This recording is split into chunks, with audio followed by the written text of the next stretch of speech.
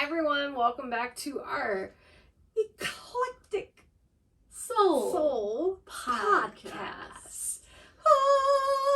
Oh, wait a minute, is that a yoni thing? Anyway, so we are still a little on a hiatus for our book series because we're waiting for the dramatization to be released.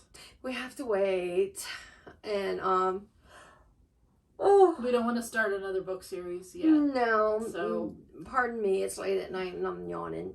So we were trying to come up with something that we could still do that would be book related. Yeah. But we just wouldn't be like diving into a whole new series. Right. Right. So basically, it's like the Rhys POVs. Yes. They're basically someone put them in chronological order in a book. Yeah. Even though there's actually no book for them. Right. But it's just basically telling the story from Rhys's perspective in little stories for the first book and then also the second book. And thank you to whomever did that. Yeah. Kudos. And I'll put a link down in the notes of the YouTube video too. If you want to see the link to where she got all the stuff from. But we thought it would be cool because it's still related to the series we're reading, so it's not like we're, starting something new, but it just gives us something to kind of talk about, so we're still putting out content. Yes. So we're just going to work our way through over time, because they're just stories, right? So we don't have to put a lot of time into it. And right. We already know the story. I mean, we're basically reading scenes that we already know about, but we're just reading them from Rhys's perspective instead of Feyre's perspective. Right. So, but the first one is called A Light, right, in the Dark, I believe. Mm-hmm. Yeah. Oh, The Light in the Dark. The Light in the Dark. It's Calanmai. Yes. So it is the Calanmai scene. Which is actually Welsh. And a lot of us call it Beltane. Yes. So, but yeah. So, get your drums ready.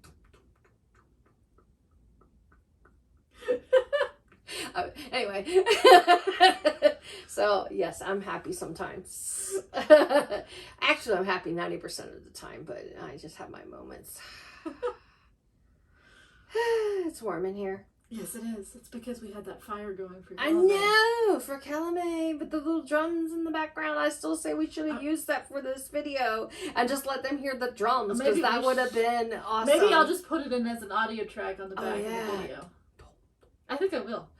Actually, because there's no music. I should have a board on so I could just... I know, we should have pulled out drums for the video. I know, right? Yeah. That would have been awesome, so, right?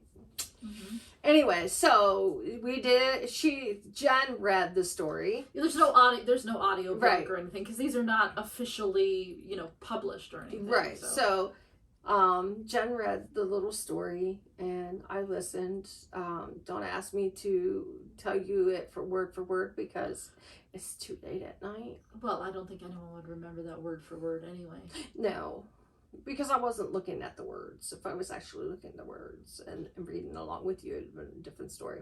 But anyway, very interesting to hear his point of view. Very different from Feyre's when you originally yes, it is. And it puts in a lot, it brings some things more vivid. Mm-hmm. So, like how he was trying to stay on the outskirts of what was going on in the circle of wherever this was happening. Was it on a hill or something?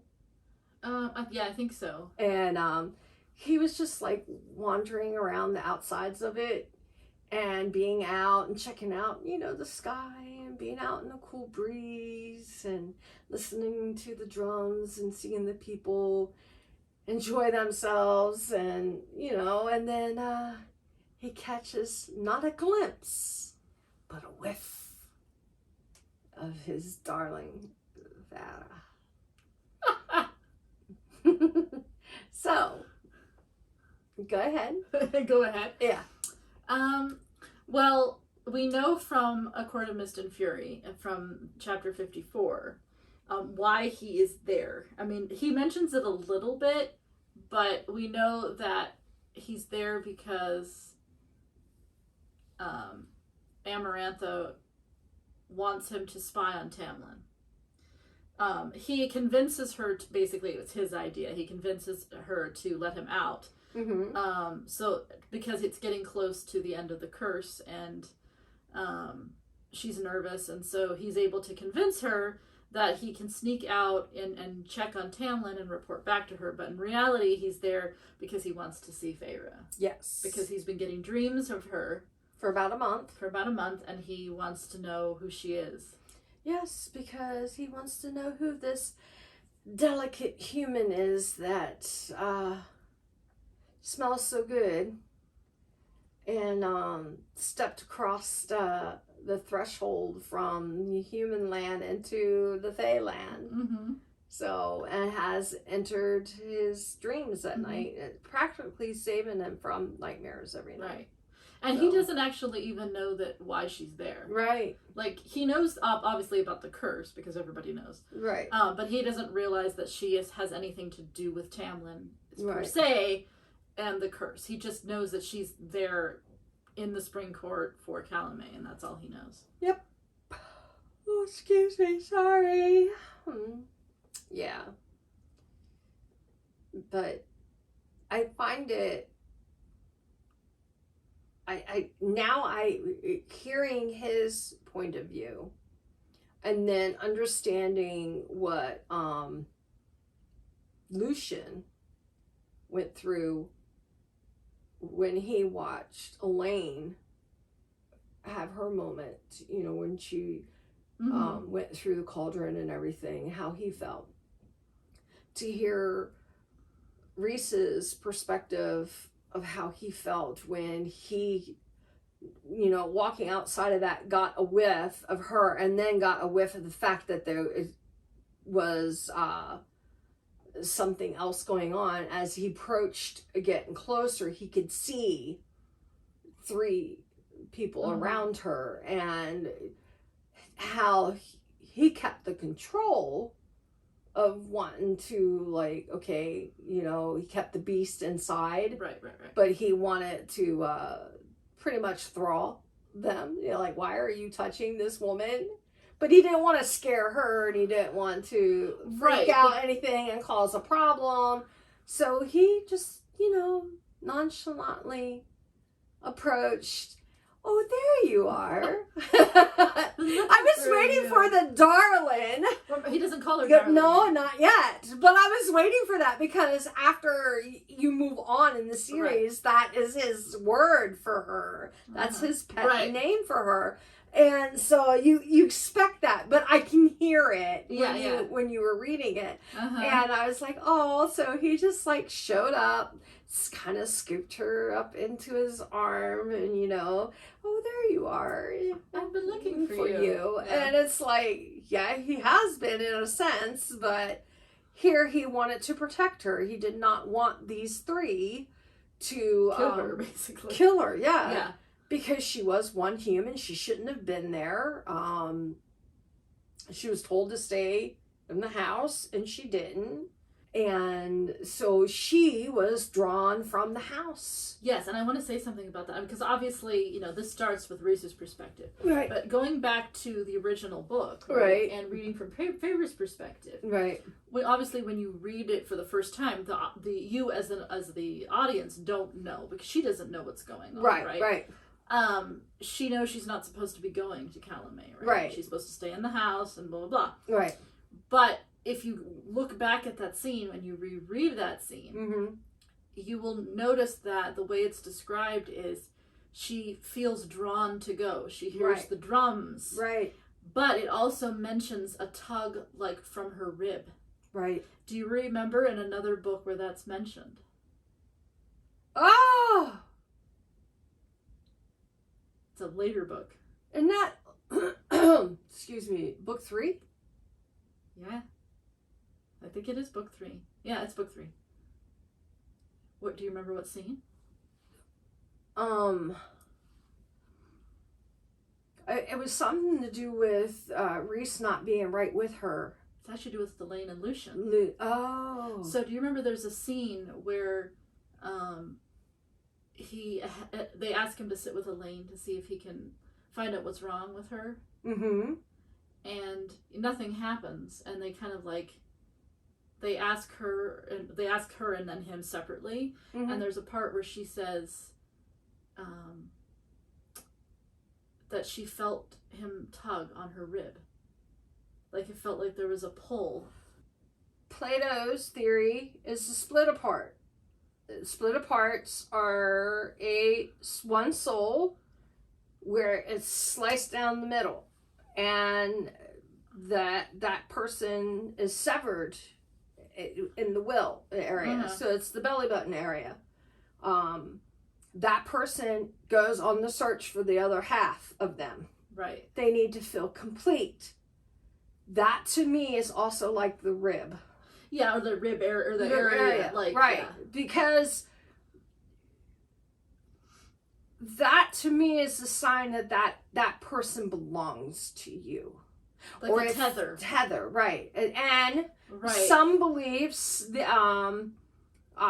Asians in some fashion believe that there is a red string, a red cord that connects them to their other person. That is also spun down from the theory of destiny.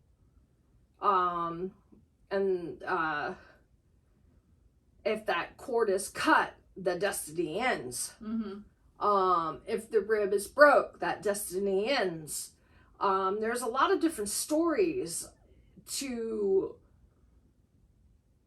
why someone is so important to someone that it feels like home. It is a form of home. Right. And I think that's kind of awesome. I did not pull up on that. I did not. But what's fun about this thing, the way that she does it is, like, there's no way you would know that by reading it one time. Because you, as the reader, don't know what's going on at all. So all that stuff is stuff that you have to either reread the book again or listen to the dramatization. Right. And just think about like, the connections and stuff like that. So looking back on that, you know, when you first read it, you think, oh, she's just being called because of Tamlin or something, you know, with the Calanmai thing. But I don't think it was Tamlin that she was being called to. I think it was Rhys. Yeah, and a lot of people believe that, right? That the reason why she was there at all, because, I mean, it's, you know, when you first read it, you're going, what are you doing? You're so stupid. You know you're supposed to stay in the house. Like, when you first read it, and you don't understand why she's going out there when she's specifically not supposed to go out there. Right. But now when you think about that, you go, okay, well, she was there because she knew that Rhys was going to be there, even though she didn't know who he was. Right. This person wrote this book because she was meaning for things to happen. Oh, yeah. And she gives you clues. Whether you pick up on it the first time around or the second time around, or if you listen to the dramatization afterwards. But now that I understand his point of view, and you were listening to that and I was thinking to it, or you were reading and I was thinking, and then hers, and then because I actually read that part in the book, and then we did the dramatization, and I'm thinking to myself, she was fighting going out there for the longest time, and it was like, I just can't stand it anymore, I have to go. And she goes out there, but it's a matter of minutes of her being there that he is by her side. Right. So that right there just tells me that wasn't Tamlin that she was going up there to be for. No. That was Rhys all along. So their love story happened a long time ago. It did. I mean, it is. I mean, the series, I mean, at least up to... you know, the end of book, 4, I mean, the novella or whatever. Right. I mean, it is their story. I mean, even book 1 is their story. It's just you don't know it. You don't know because she doesn't know it. so he saves her at that moment. Getting back to the story. Yeah, back to the story. Yeah, he saves her. And they recognize him immediately. Yes, they were not too thrilled about they were pretty much shaking in their boots. There's like, you don't want to say loudly that who is there standing before you. It was more like, they just scattered. And he tried to talk to her. Mm-hmm. And she kept like backing up, because she didn't know what to think. But it is funny, like and he says it too, right? Because he's reading her mind, right? Partially, not like 100%, right? But how when she first sees him, she thinks that he's the most beautiful person she's ever seen. Right? Yeah. And when I first read it, I picked up on that, and I was like, that is weird. You know what I mean? Like, because when you first read it, you don't know, right? Right. And okay, she's got a thing for Tamlin. Even in that point, maybe they weren't 100% in. Right. You knew that she was interested in Tamlin, right? Right. It was going towards that direction. But then when that scene came up, I thought to myself, something's going on there. Like, that to me was just the clarifying thought that there was something more than Tamlin. Yeah. There was something far much more better out there for her than Tamlin. And we all know how much Tamlin's a fucktwat. He is the biggest fucktwat there ever lived. Outside of my ex-husband. I don't like Tamlin. I know. I don't care what anyone says. A lot of people don't. If you like Tamlin, that's all on you. That's your choice. You go right ahead. You just don't see the right red flags. Or all of the red flags. But that's fine. That's you, Yeah. But, no, when you read that's just like, I was like, that's all he can remember is she thought he was the most beautiful thing in the world. Because that was the very first thought she had when she first saw at him. But that was her going, like in that moment going, oh my God. That's exactly what it was. And it's not like, oh my God, you're so gorgeous. It's like, you recognize something. Mm-hmm. Something that is more valuable to you and more sacred to you. Because if she already said she loved Tamlin. And she never does. No, she hadn't said that yet. Because this was Calanmai. They hadn't gone under the... But remember, she doesn't even say it even after she's sent away. No, she didn't. In fact, does she ever say it? I don't think she ever does. Now I gotta find See, that now, out. Jesus, now we gotta go back. It's like, she might say it to herself or might say it to other people, but I don't know if she's ever said it to him, but maybe. I don't know. I don't remember. But I know she doesn't say it before because otherwise that would have broken the curse. But just that alone, it's like, wow. It's like, hello. Yeah. And then of course she just immediately is like fearful. You want to do this? Oh, hi. oh, okay. But it's only a moment. It is only a fleeting moment. Yeah, and then she's like, okay, now I'm kind of wary of you now. Because, she doesn't know who he is. Right. And the other fairies got scared of him and left. Yes. Why did they leave like that so abruptly? And she's like he's pretending like he knows her and stuff. So yeah, she's kind of... Right. And then, strike one. Because he knows she's lying. And kind of like when people are lying to me, I just let them think they're like good at things. Yeah, the fairies are my friends. Yeah, I know. They're getting refreshments. They're getting refreshments. Sure. Whatever you say, babe. But no. And then he had to leave. And as he was leaving, she actually calls out to him. Mm-hmm. She does. And that to me is another tug. She's interested in who he is. Yes. She wants to know. Yeah. Okay, who are you that has the power to make three people... I'm running this through my mind. Three people like flee because of so much fear. You come up and save me. You don't even know who I am. It's just stuff that I would be going through my head. And but yet I can't stop thinking about you, even though you're walking away. Yeah. There's something about you. I need to know what makes you tick. Yeah, remember, she doesn't know anything about anything else that's going on. Right. And from what I remember from her perspective, is she realizes he's not wearing a mask. Yes. And that's why she asks the question, you're not from the Spring Court, right? Because she knows that all the people in the Spring Court have masks stuck to their faces. Yeah. And then obviously he's like, do I really look like I'm from the Spring Court? I know, that's kind of funny. Really? Hello, darling. I'm wearing dark colored clothes. Do I look like the shadows coming out around me? Yeah, I know. Yeah. It's like,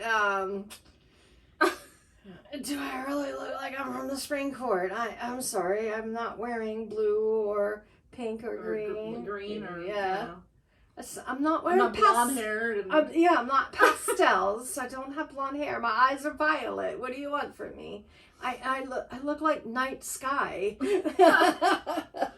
Which I would so be in heaven for. The night sky. Oh, I love the night sky. I can't get enough of the cosmos. Ah, Rhys. What else did you find interesting about the little story? I'm trying to think if there was anything. I don't think he knows that they're mates yet.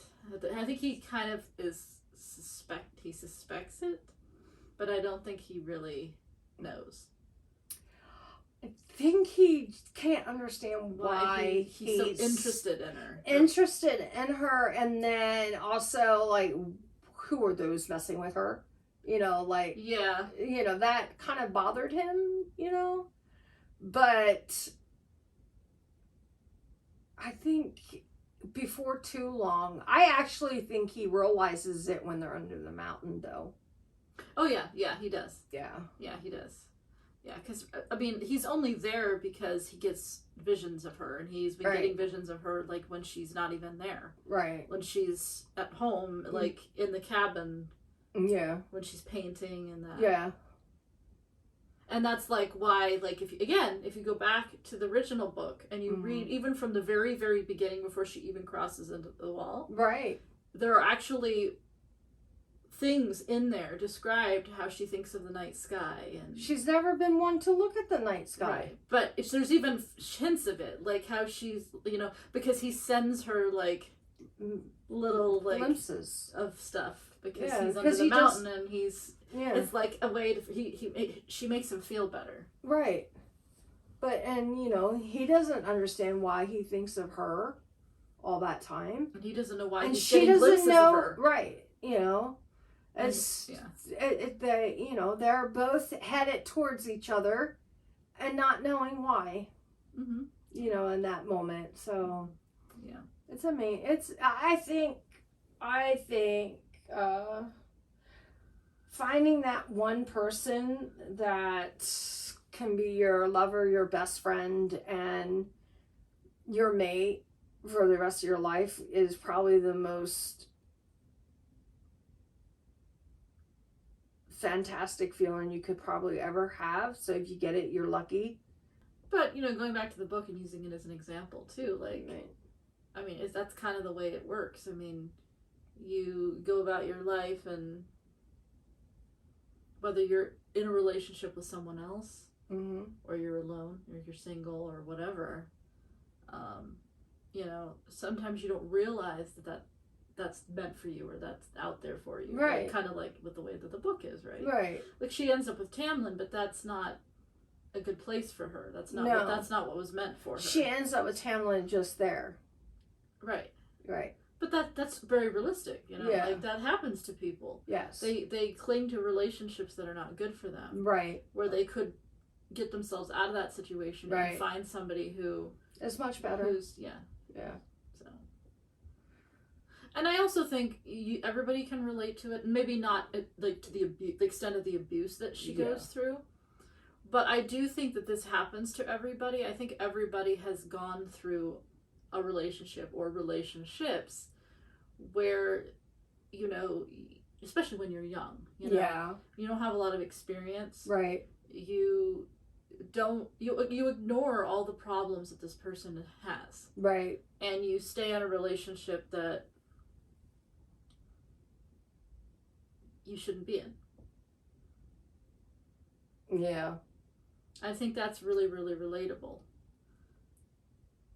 And I think that's kind of like, in a way, is what the first book is, really. I mean, or the first book and the second book is, you know, it's basically saying that not all relationships are what you think they are. People are best friends. Aww. No. Just because somebody is in a relationship or someone looks like they're happy. Yeah. Doesn't necessarily mean that doesn't they mean are. that they should be in a relationship. That doesn't mean that they are happy. That there's actually real love involved. And I think that's actually more common than not.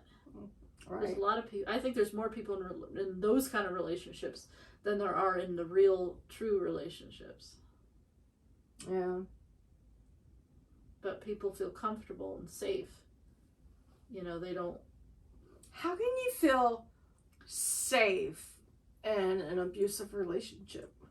Because a lot of the people aren't being physically abused. Obviously, if you're physically abused, that's one thing. Right. But a lot of people are getting emotionally abused or mentally abused. And it might not be like super in your face. It might be real subtle. So it's easy to justify or ignore someone's behaviors. This is true. And because the longer you're with somebody, the harder it is to leave, because they're part of your routine, they're part of your life. If you have kids with that person, your families maybe are now together, your friends probably are all together. You know, it's just harder to remove yourself from someone's life, and they would rather just stay with that person and feel safe. You know, I mean, that's than risk being alone and potentially finding somebody that's better that would fulfill them. Right. Then, yeah, I mean, that's just so common. I mean, I just can't believe how common that is. And it's terrifying. It is. To think that. Yeah. That someone would rather stay with someone who manipulates their brain with talks of that are negative, negative emotion placed on someone.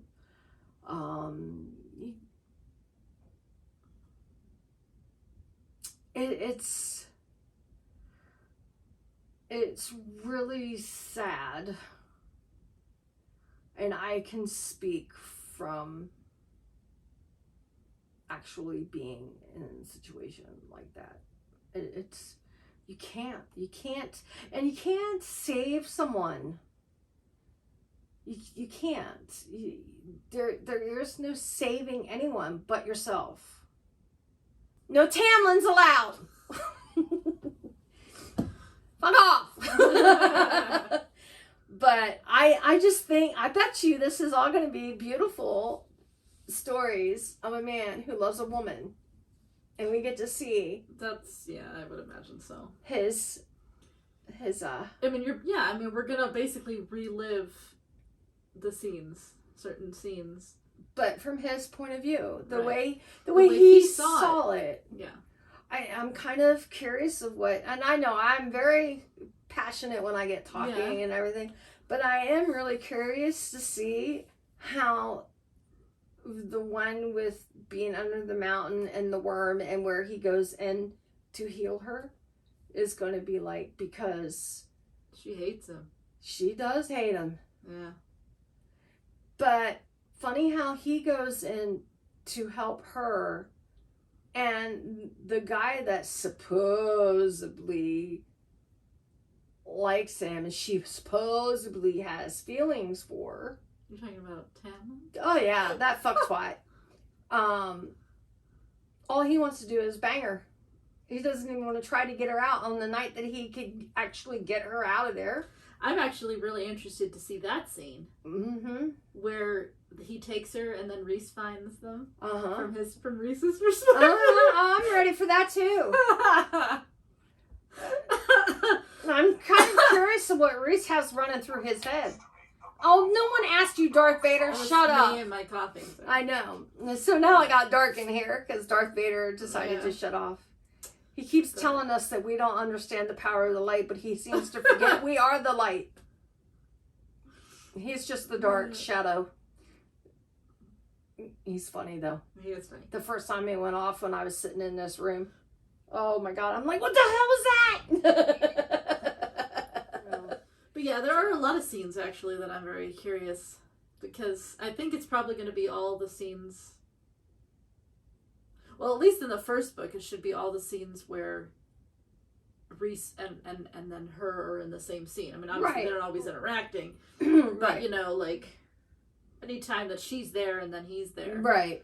And then, of course, then it's also book 2. So all the scenes that are in... Where he comes and gets her. Oh, what about a point of view of why he is pacing the floor, if that's what he's doing, listening to her cry out for someone to come save her. I bet that's in there. I bet that's what, yeah. And then he just like, I can't take this anymore. We're going to go get my Farrah.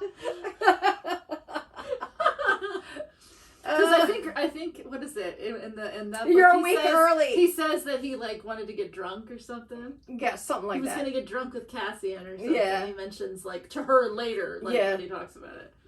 So I wonder if that's in there, like, where he was planning on getting drunk, but then when she got married. Yeah, when she was getting married. He was going to go with Cassian to get drunk, and he didn't know why. Why? Because, remember, Cassian didn't know they were... Right. He never said that. He only told Mor. And Amryn knew because she's, you know, otherworldly. Right. She just knew. But he only told Mor. Mor was the only one that knew. So, but he wanted to get drunk. Right, and then of course he ends up saving her. Because Farrah was having Farrah was having a freaking panic attack. Yeah, a panic attack from hell because this crazy ass priest bitch is going all loco, and Tamlin wouldn't help in this situation. Nothing was her own. I wouldn't want that either. I mean, she didn't want to deal with the wedding. No. But that's just a sign that you shouldn't even be getting married, because if she can't even handle the planning of the wedding, and not because that's not her thing. I mean, it wasn't that. I mean, obviously that's not really Favor's thing anyway. No, but she had no interest in planning that wedding because she just was not mentally ready to be doing it. No, she was suffering. Yes, of everything she saw underneath the mountain, everything she went through before going there. And then, I mean, dying and coming back to life. I mean, that's... Yeah. I mean, that's basically why she had a panic attack. It's because she saw the color red. Red. All that blood. Yeah. Because she killed 2 people. Mm-hmm. Something she didn't want to do. And she was forced to do it. Yeah. And you can't do that to someone who has... not a frail heart, but a very loving and open heart. You know, I mean, look at what she did for her own family at such a young age.